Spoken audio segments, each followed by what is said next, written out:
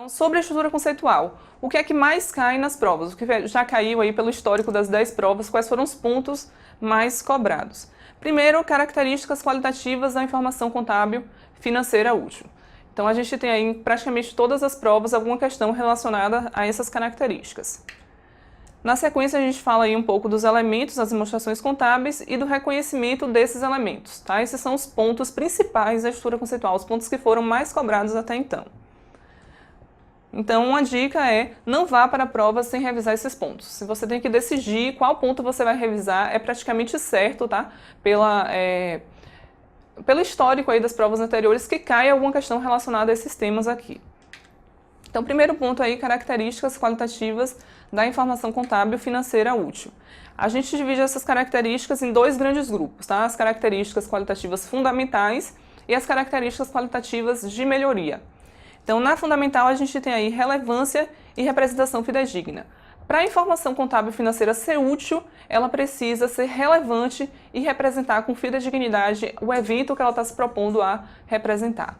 E a característica a informação pode ser melhorada se ela for comparável, verificável, tempestiva e compreensível. Vamos falar rapidamente aí de cada uma dessas características e aí a gente vai para uma questão do exame que cobrou exatamente esse ponto aqui.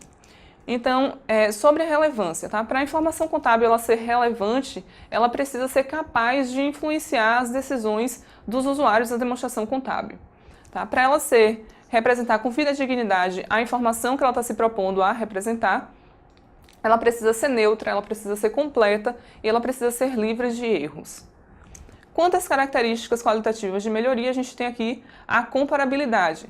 Tá? Essa é a característica que permite que o usuário ele identifique as semelhanças existentes entre os itens e as diferenças entre eles.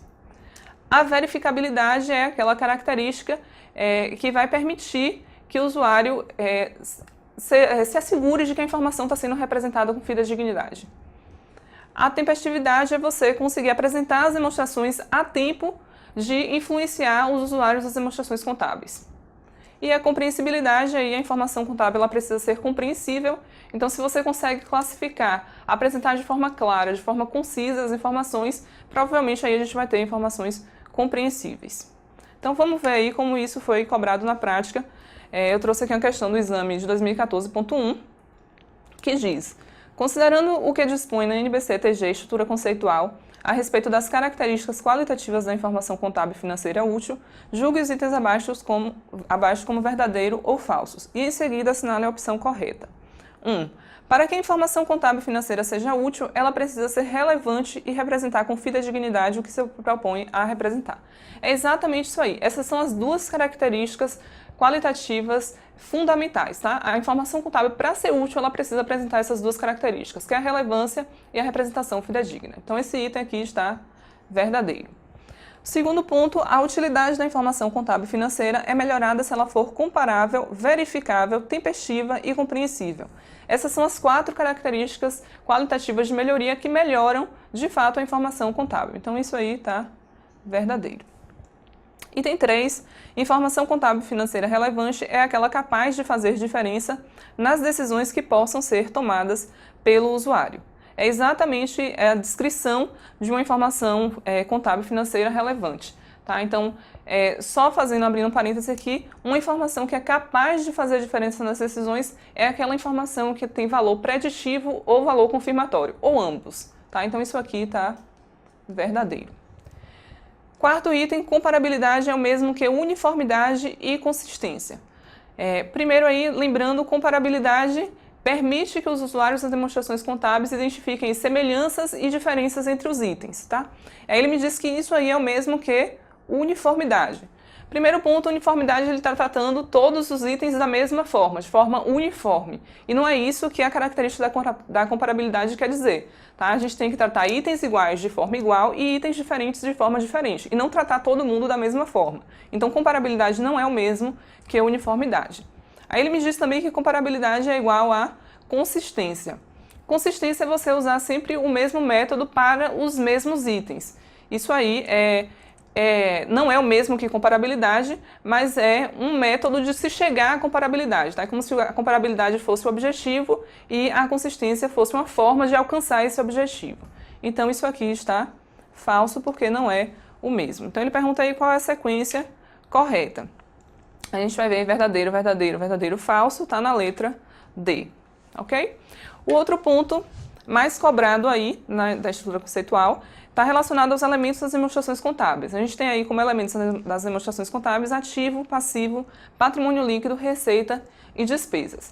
Mais especificamente, nas provas do CFC, têm sido cobrados aí informações acerca do ativo. Definição de ativo, critérios de reconhecimento do ativo. A gente não teve aí até hoje nenhuma questão que tratasse de passivo, PL, receitas ou despesas. Então, na aula de hoje, a gente vai falar especificamente sobre as características do ativo e sobre os critérios de reconhecimento do ativo. Primeiro, a gente tem aí que o ativo é um recurso controlado pela entidade. Então, não precisa que a entidade tenha a propriedade do bem, basta apenas que ela controle esse bem. O segundo ponto, resultado de eventos passados. Ou seja, a intenção de adquirir um estoque no futuro, por exemplo, não vai gerar aí um ativo, tá? Um evento futuro não gera por si só um ativo, precisa ser resultado de um evento passado. Terceiro ponto, expectativa de geração de futuros benefícios econômicos para a entidade. Um ativo, ele carrega benefício futuro econômico, ele incorpora benefício econômico futuro quando ele é capaz de gerar, de contribuir, seja diretamente ou indiretamente, para o fluxo de caixa ou equivalente de caixa da empresa. Então, o ativo precisa aí ter essas três características para atender à definição.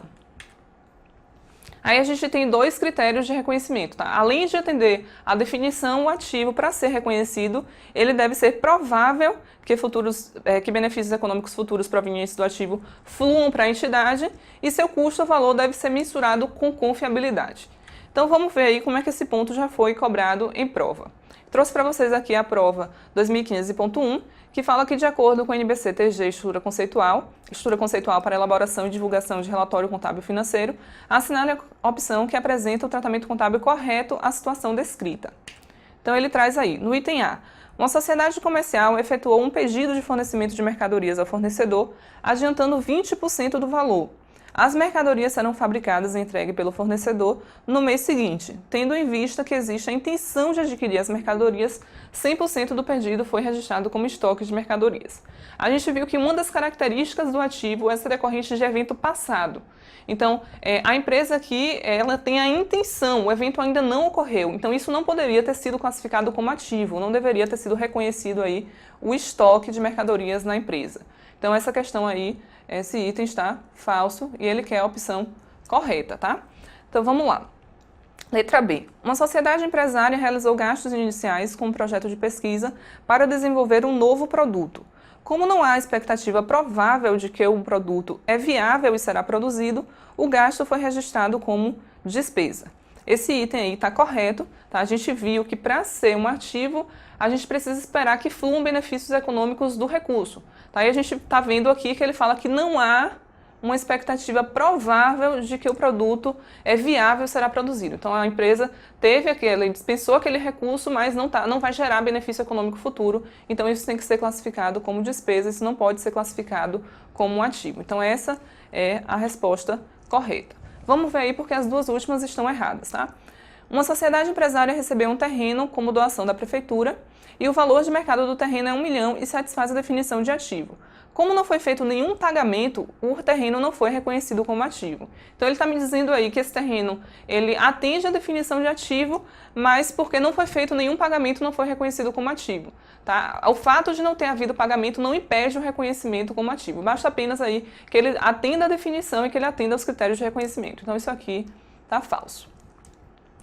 Na letra D, a gente tem que uma sociedade industrial realizou, na qualidade de arrendatária, um contrato de arrendamento mercantil financeiro de uma máquina para uso na produção. Como a nota fiscal de compra da máquina foi emitida em nome do banco arrendador, a indústria não reconheceu a máquina em seu ativo. Aí a gente viu que uma das características do ativo é que o recurso seja controlado pela entidade. Ele não fala que precisa ter a propriedade do bem. Na verdade, precisa só que a empresa controle o bem. E nesse caso aqui de um arrendamento mercantil financeiro, a empresa controla o bem. Então, só porque foi emitido em nome do banco, não significa que a empresa não deveria ter reconhecido no ativo. Deveria sim ter reconhecido no ativo se ela atendeu a todos os critérios. Então, isso aqui está falso.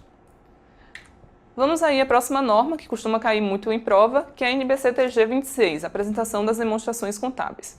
O ponto que mais cai dessa norma está relacionado às notas explicativas, ao conteúdo que deve conter nas notas explicativas. Então, são os 3 pontos aí. Informação acerca da base para a elaboração das demonstrações contábeis das políticas contábeis específicas utilizadas. Aí, qual foi a base de mensuração utilizada, quais as políticas contábeis utilizadas para elaborar as demonstrações contábeis. Informação requerida pelas normas, interpretações e comunicados técnicos que não tenha sido apresentada nas demonstrações contábeis. Então, qualquer informação aí que a norma requereu, mas que não foi apresentada nas demonstrações, tem que ser evidenciada em nota explicativa. E o terceiro ponto, informação adicional que não tenha sido apresentada nas demonstrações contábeis, mas que seja relevante para a sua compreensão. Então, por mais que a gente não tenha apresentado um ponto em nas demonstrações que não seja exigida por norma, mas se for importante para que o usuário entenda a informação, a gente precisa divulgar em nota explicativa. Vamos ver como é que esse ponto já foi cobrado em norma. A gente tem ainda uma prova do exame de 2012.1. Em relação ao conteúdo das notas explicativas, de acordo com a NBC-TG 26, a apresentação das demonstrações contábeis, é incorreto afirmar que o conjunto das notas explicativas apresenta. Na letra A, a gente tem aí, divulgação da análise dos resultados e da posição financeira da sociedade e o parecer da auditoria. Isso aí não está no escopo de nota explicativa, tá? Para quem já teve contato aí com o relatório anual de alguma empresa, vocês vão perceber que isso geralmente aparece no relatório de administração. Aí a gente tem na letra B, C e D os pontos que são exatamente os 3 pontos que a norma traz que devem estar contidos em nota explicativa. Como a pergunta que é a resposta incorreta, então a gente tem aí como incorreta a letra A, tá? Isso não faz parte do escopo de nota explicativa.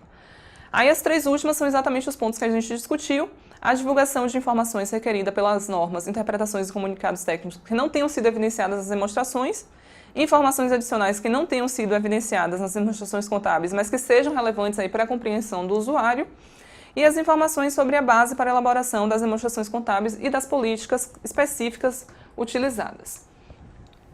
Bom, por hoje é isso, eu espero que vocês tenham gostado. Na próxima aula a gente vai discutir as outras 3 normas que foram mais cobradas aí nos exames anteriores.